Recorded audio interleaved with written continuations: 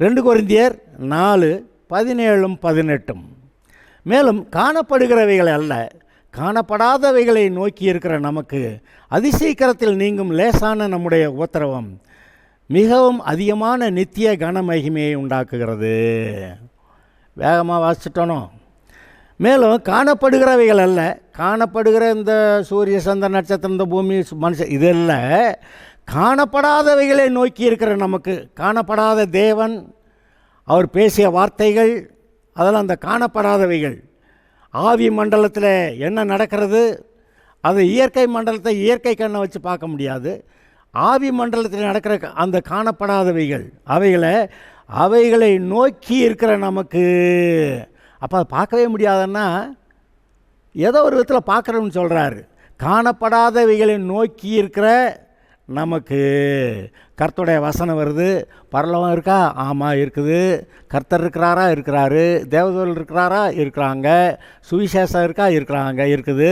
அப்போ அதெல்லாம் அறிவிக்கிறாங்களா? அது தெரியுது. அப்போ அதெல்லாம் இந்த காணப்படாத வட்டத்தில் இருக்கிறது. காணப்படாததில் பரலோகம் இருக்குது, நரகம் இருக்குது. இப்போ காணப்படாதவைகளை பார்த்துட்டு அதில் கர்த்தரை பார்க்கும்போது இந்த இடத்துல என்ன சொல்லியிருக்குன்னா, காணப்படாதவைகள்ங்கிற போது கர்த்தரையும் அவருடைய வசனங்களையும் அப்படி தான் நம்ம எடுக்கணும். கர்த்தரையும் அவருடைய வசனங்கள், காணப்படாதவைகளாக இருக்கிற கர்த்தரையும் அவருடைய வசனங்களையும் நோக்கி இருக்கிற நமக்கு அதிசீக்கிரத்தில் நீங்கும் லேசான நம்முடைய உபத்திரவம். இப்போக்கு இயேசு ஆண்டவராக ஏற்றுக்கிட்டு இருக்கிறதுனால ஏதோ ஒரு உபத்திரவத்தை நம்ம சந்திக்கிறோம். நான் இயேசுவை ஏற்றுக்கிட்டேன், எனக்கு ஒரு உபத்திரவமே இல்லைன்னு சொன்னாங்கன்னா கொஞ்சம் அவங்கள பற்றி டவுட் பண்ண வேண்டியதுதான். ஏன்னா இயேசுவை ஏற்றுக்கிட்டால் இந்த உலகம் பகைக்கிறது. இந்த உலகம் இயேசுவை பகைத்தது, சிலுவையிலேயே அறைந்தது. நம்ம அவருடைய பிள்ளைன்னா பச்சை மரத்துக்கே எனக்கு இப்படி செஞ்சாங்கன்னா பட்டை மரத்துக்கு என்ன செய்ய மாட்டாங்க அப்படின்னு இயேசு சொல்லுகிறார். அதனால் கர்த்தரா இயேசு கிறிஸ்துவை ஏற்றுக்கொள்கிற எல்லாரும் துன்பப்படுவார்கள் இடத்துல எழுதியிருக்கே. அப்போ அவரை நோக்கி இருக்கிற நமக்கு அதிசீக்கிரத்தில் நீங்கும் லேசான நம்முடைய உபத்திரவம்.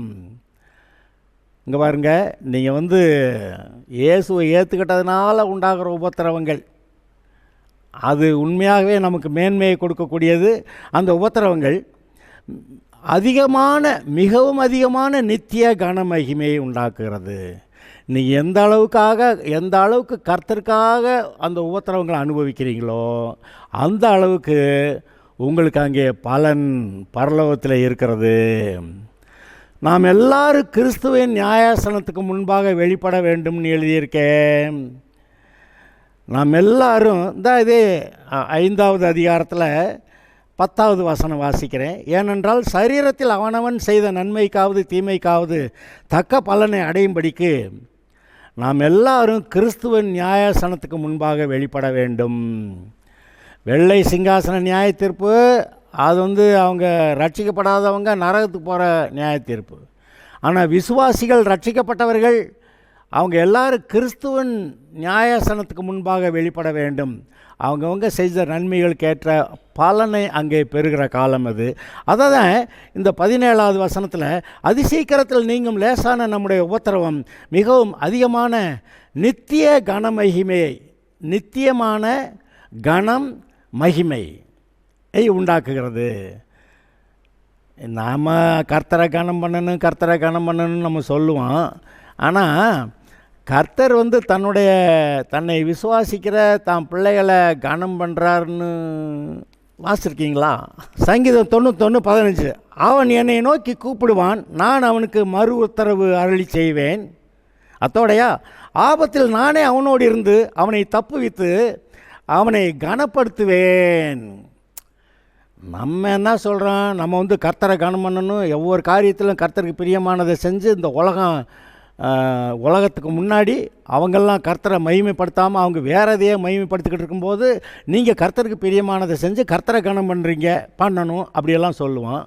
ஆனால் இவர் என்ன பண்ணுறாரு, அவன் என்னிடத்தில் வாஞ்சையாக இருக்கிறபடியால் நான் அவனை விடுவிப்பேன், என் நாமத்தை அவன் அறிந்திருக்கிறபடியால் அவனை உயர்ந்த அடைக்கலத்தில் வைப்பேன். அவன் என்னை நோக்கி கூப்பிடுவான், நான் அவனுக்கு மறு உத்தரவு அருளி செய்வேன். ஆபத்தில் நானே அவனோடு இருந்து அவனை தப்புவித்து அவனை கனப்படுத்துவேன். என்னங்கடா அது, ஆச்சரியமாக இல்லை? ஆனால் உண்மைங்க இருக்கிற சூழ்நிலைகளில் நீங்கள் கர்த்தருக்கு பிரியமாக நடந்தீங்கன்னா, கர்த்தரை விசுவாசிங்கன்னா, இந்த இடத்துல என்ன போட்டிருக்கு? நீங்கள் காணப்படாதவைகளாகிய தேவத்துவம், அவருடைய வல்லமை, அந்த பரலோகம், அந்த வார்த்தைகள், அதை கேட்டு நீங்கள் அவர் நம்பும்போது உண்டாகிற உபத்திரவங்கள்லாம் கடைசிக்கு என்னவா மாறிடுதான்? உங்களுக்கு அதிகமான நித்திய கன மகிமையை உண்டாக்குகிறது. அதுதான் இங்கே ஒரு வசனம் உங்களுக்கு வாசித்து காமிச்சேன். நான் அவனை கனம் பண்ணி கனப்படுத்துவேன் அப்படிங்கிறாரு. இதெல்லாம் நமக்கு ஆச்சரியப்படுற காரியங்கள், ஆனால் அவர் செய்கிறாரு. ஏனெனில் காணப்படுகிறவைகள் அநித்தியமானவைகள், காணப்படாதவைகள் நித்தியமானவைகள். காணப்படுகிற சூரிய சந்திர நட்சத்திரம் இந்த பூமி எல்லாம் ஒரு நாள் எல்லாம் போயிடும். இதெல்லாம் ஒழிச்சு கட்டிட்டு கர்த்தர் புதிய வானம் புதிய பூமியை உண்டாக்குவேன்னு சொல்லிட்டார். ஆனால் காணப்படாதவைகளாகிய ஆவி மண்டலத்தில் இருக்கக்கூடிய காரியங்கள் எல்லாம் நித்தியமானவைகள். பரலோகமானது நித்தியம், நரகமும் நித்தியம். அதனால தான் இந்த நரகத்துக்கு போயிடாமல் பரலோகத்துக்கு போகணுன்றான். கர்த்தருடைய நாமத்து நிமித்தம் உங்களுக்கு உபத்திரங்கள் வருமானால் அதை சந்தோஷமாக எண்ணுங்கள். கர்த்தருக்காக ஏற்றுக்கொண்டு அதில் முன்னேறுங்கள். உங்களுக்காக பெரிய பலன் அங்கே வைக்கப்பட்டிருக்கிறது. Okay, God bless you.